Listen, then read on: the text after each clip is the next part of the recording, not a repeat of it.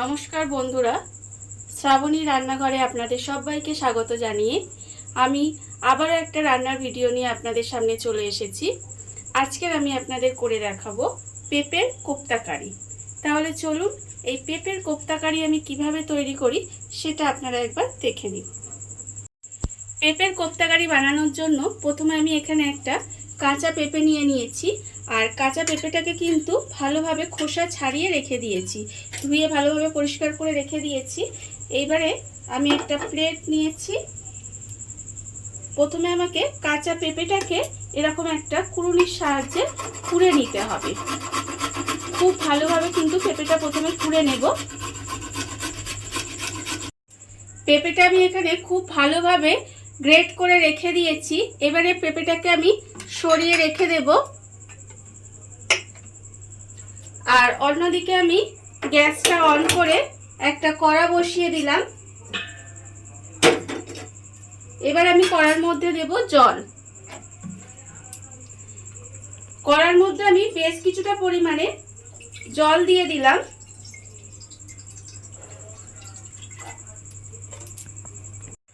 এবার আমি জলের মধ্যে দিয়ে দেব গ্রেট করা পেঁপেটা। যে পেঁপেটা আমি কাঁচা পেঁপেটা আমি এখানে গ্রেট করে রেখেছিলাম, সেই পেঁপেটা আমি জলের মধ্যে দিয়ে দেব। দিয়ে পেঁপেটাকে একটু ভাপিয়ে নিতে হবে। গ্রেট করা পেঁপেটা আমার এখানে খুব ভালোভাবে ভাপানো হয়ে গেছে।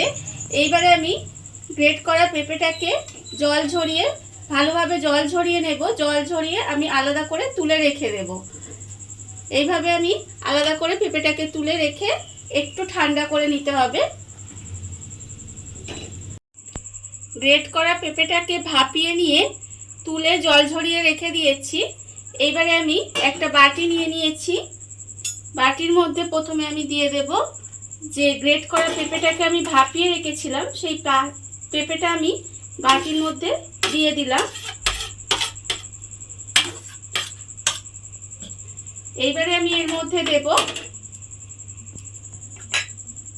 পেঁয়াজ বাটা 1 চামচ। আর আমি এখানে দেব আদা রসুন বাটা 1 চামচ। আর দেব কাঁচা লঙ্কা কুচি, 2টো কাঁচা লঙ্কা কুচিয়ে রেখেছি, সেই কাঁচা লঙ্কাটা কুচিটা দিয়ে দিলাম। আর আমি এর মধ্যে দেব অল্প একটু গরম মশলা গুঁড়ো। আর দেব এর মধ্যে বেসন। বেসন আমি এখানে বড় চামচে 3 চামচ পরিমাণে বেসন দিলাম। এবার সমস্ত উপকরণ খুব ভালোভাবে মিশিয়ে মেখে নিতে হবে। ভাপানো পেঁপের মধ্যে সমস্ত উপকরণ দিয়ে খুব ভালোভাবে মেখে আমি এখানে রেখে দিয়েছি। মাখাটা ঠিক এরকম হয়েছে। আর অন্যদিকে কিন্তু আমি গ্যাসটা অন করে একটা কড়া বসিয়ে দিয়েছি। এইবারে আমি কড়ার মধ্যে দিয়ে দেব সাদা তেল। বেশ কিছুটা সাদা তেল আমি কড়ার মধ্যে দিয়ে দিলাম। দিয়ে এবার তেলটাকে প্রথমে আমাকে একটু গরম হতে দিতে হবে। তেলটা আমার এখানে খুব ভালোভাবে গরম হয়ে গেছে। এইবারে যে মিশ্রণটা আমি বানিয়ে রেখেছিলাম তার থেকে কিন্তু এরকম কোপ্তার মতো গোল গোল করে গড়ে তেলের মধ্যে দিয়ে দেব। এইভাবে তেলের মধ্যে দিয়ে এটাকে উল্টে পাল্টে একটু লাল করে ভেজে নিতে হবে। কোপ্তাগুলো আমার এখানে লাল করে ভাজা হয়ে গেছে। এইবারে কোপ্তাগুলোকে তুলে আমি আলাদা করে রেখে দেব।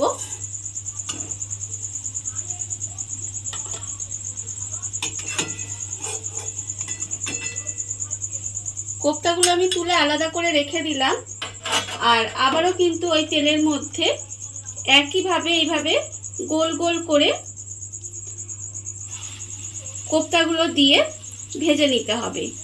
এইভাবে প্রথমে আমাকে সমস্ত কোপ্তাগুলো আমি এইভাবে ভেজে নেব। কোপ্তাগুলো আমি এখানে লাল করে ভেজে রেখে দিয়েছি। আর অন্যদিকে আবারও কিন্তু গ্যাসটা অন করে কড়া বসিয়ে দিয়েছি। আমি এখানে কোপ্তাগুলো সাদা তেলে ভেজেছি। এইবারে যে কারিটা বানাবো সেটা কিন্তু আমি সর্ষের তেলে বানাবো। এখানে আমি কড়াই দিয়ে দিলাম প্রায় 2.5 চামচের মতো সর্ষের তেল। এইবারে তেলটাকে আমি একটু গরম হতে দেব। তেলটা আমার এখানে গরম হয়ে গেছে। এবারে আমি প্রথমে দিয়ে দেব একটা তেজপাতা আর দেব একটু গোটা গরম মশলা দিয়ে এবারে একটু নাড়াচাড়া করে ভেজে নেব। তেজপাতা আর গরম মশলাটা তেলের মধ্যে দিয়ে একটু নাড়াচাড়া করে ভেজে নিয়েছি। এইবারে আমি এর মধ্যে দিয়ে দেব পেঁয়াজ বাটা। এখানে আমি পেঁয়াজ বেটে রেখেছি। আমি এখানে বড় চামচে 2 চামচ পরিমাণে পেঁয়াজ বাটা দেব। পেঁয়াজ বাটাটা দিয়ে একটু তেলের মধ্যে নেড়ে চেড়ে নিতে হবে। পেঁয়াজ বাটাটা তেলের মধ্যে দিয়ে আমি একটু ভাজা ভাজা মতো করে নিয়েছি। এইবার আমি এর মধ্যে দেব আদা রসুন বাটা। এখানে আমি 1 চামচ মতো আদা রসুন বাটা দিলাম।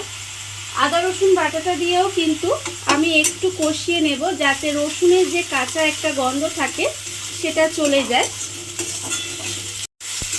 আদা রসুন বাটাটা দিয়ে আমি একটু কষিয়ে নিয়েছি। এইবারে আমি এর মধ্যে দিয়ে দেব টমেটো কুচি। এখানে আমি একটা ছোট সাইজের টমেটো কুচি কুচি করে রেখেছি, সেটা আমি এর মধ্যে দিয়ে দিলাম। দিয়ে একটু নাড়াচাড়া করে নেব। এইবারে আমি এর মধ্যে দিয়ে দেব আন্দাজ মতো নুন। কোপ্তায় যেহেতু নুন দেওয়া আছে সেটা বুঝে কিন্তু নুনটা দিতে হবে কারিতে। আমি এখানে আন্দাজ মতো নুন দিয়ে দিলাম। নুনটা দিয়ে এবারে একটু আমি কষিয়ে নেব। দেখবেন তাতে টমেটোটা খুব ভালোভাবে গলে যাবে। নুনটা দিয়ে আমি বেশ কিছুক্ষণ রান্না হতে দিয়েছি। এর ফলে দেখুন টমেটোগুলো আমার বেশ ভালোভাবে নরম হয়ে গেছে। এইবার আমি এর মধ্যে দিয়ে দেব হলুদ গুঁড়ো, 1/2 চামচ মতো হলুদ গুঁড়ো। আর আমি দেব এখানে লঙ্কা গুঁড়ো 1/2 চামচ মতো। আর দেব স্বাদের জন্য অল্প সামান্য একটু চিনি দিয়ে সমস্ত মশলাটা খুব ভালোভাবে কষিয়ে নিতে হবে। সমস্ত মশলাটা আমি ভালোভাবে কষিয়ে নিয়েছি। আপনারা দেখতেই পাচ্ছেন যে এখানে তেলটা ছেড়ে গেছে। এবারে আমি এর মধ্যে দিয়ে দেব জল। এখানে আমি অল্প সামান্য একটু জল দেব, খুব বেশি জল দেব না। অল্প একটু জল দিলাম, দিয়ে এবারে এটাকে কিছুক্ষণ এইভাবে রান্না হতে দেব। মশলার মধ্যে জলটা দিয়ে আমি বেশ কিছুক্ষণ রান্না হতে দিয়েছিলাম। এর ফলে দেখুন গ্রেভিটা বেশ অনেকটাই ঘন হয়ে এসেছে। এইবারে আমি এর মধ্যে দিয়ে দেব কোপ্তাগুলো। যে কোপ্তাগুলো আমি এখানে ভেজে রেখে দিয়েছিলাম সেই কোপ্তাগুলো আমি একটা একটা করে এর মধ্যে সব দিয়ে দেব।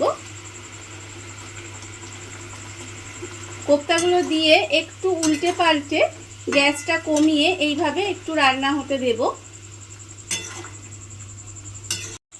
কোপ্তাগুলো দিয়ে আমি গ্যাসটা কমিয়ে প্রায় 5 থেকে 7 মিনিট মতো এইভাবে রান্না হতে দিয়েছিলাম। এবারে আমি এর মধ্যে দিয়ে দেব, রান্নাটা আমার প্রায় হয়েই এসেছে। নামানোর আগে আমি এর মধ্যে দিয়ে দেব অল্প সামান্য একটু গরম মশলা গুঁড়ো। গরম মশলা গুঁড়ো দিয়ে আমি খুব ভালোভাবে এটাকে মিশিয়ে দিলাম। মিশিয়ে এবার গ্যাসটাকে অফ করে দেব।